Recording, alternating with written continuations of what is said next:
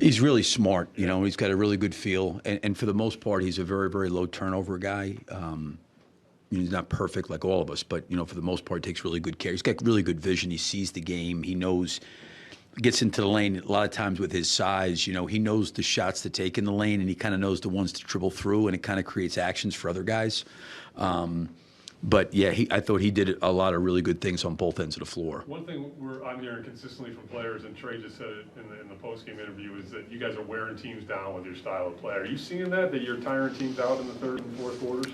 I think for us, and I talked about this before, the season in terms of how we're trying to play, it's hard for me to sit there and say it is a team, being worn out. That's hard. But I think the mentality is to keep running and keep running and keep running and make conditioning a factor in the game. We want to be able to do that. The other thing, too, is I also think, sometimes tired legs can be hard to shoot. These guys are NBA players, and all these guys are in great shape. So when you sit there and say, wear them down, it's just more the relentlessness of the pace of constantly making somebody have to get back in transition, and maybe in some way we can create and generate some easy baskets that way, open threes. But the guys have done a really good job of, playing to that identity, and to their credit, I think, getting themselves in great shape to be able to play that way. Bill, you had Lowry for that one season when he was in Chicago, when you were there at the same time. Curious watching him versus Midas tonight. What was that like for you? Did you see I mean, I love Lowry. I've always loved him as a player. Obviously it was first year there. I think it was the end of his rookie contract, what happened. But I thought he had a lot of potential upside. He was great game plan, discipline. He was smart. Obviously he could really, really shoot it. I thought he had a really good feel of how to play.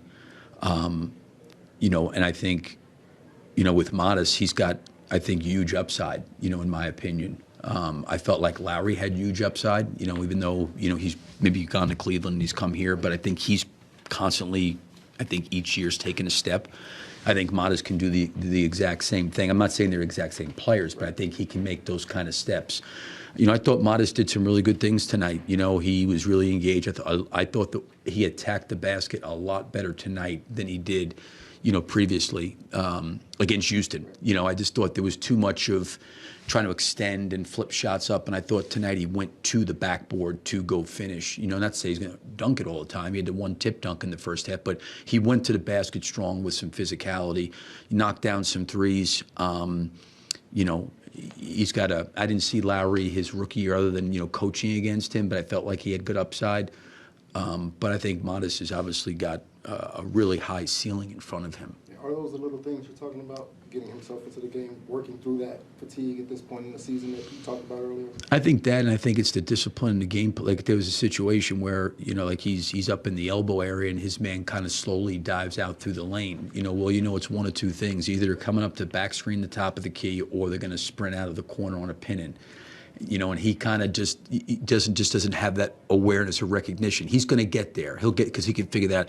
But the game plan, discipline, the attention to detail, the focus, understanding how to switch, get underneath guys, how to understand when you are switching onto a player, pushing a guy up. Like there's just a lot of technique stuff that we got to continue to help him with. But he'll get there on those things. But that's an area, I think, of growth for him, is that. The studying of film, the studying of personnel, the studying of schemes, understanding how to executing. And, to his credit, he does a good job asking questions when he's unsure of something, which is good. Even coming out of timeouts, he'll say, do I have this right? This word, yep, so. But I like the way he's progressed this year and how he's continued to get better. And listen, it hasn't always been smooth for him. He's had some ups and downs, and here, probably the last several games, certainly he hit a little bit of a wall, with his performance. But great to see him respond and step up the way he did tonight.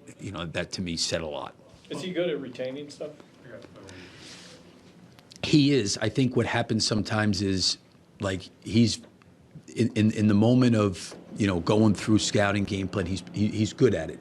I think for all these young guys, it's the split second where all of a sudden someone's flying into something, and you could put it on film and say, all right, what tell me, I should have done this. But like in the moment, wow. That's why I think it's like the recognition.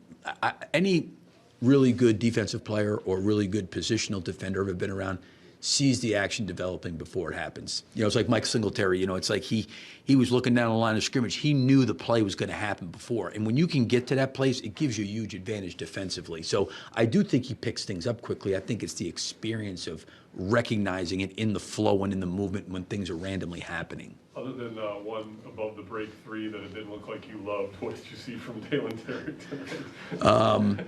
I thought he was great. He played with a great motor.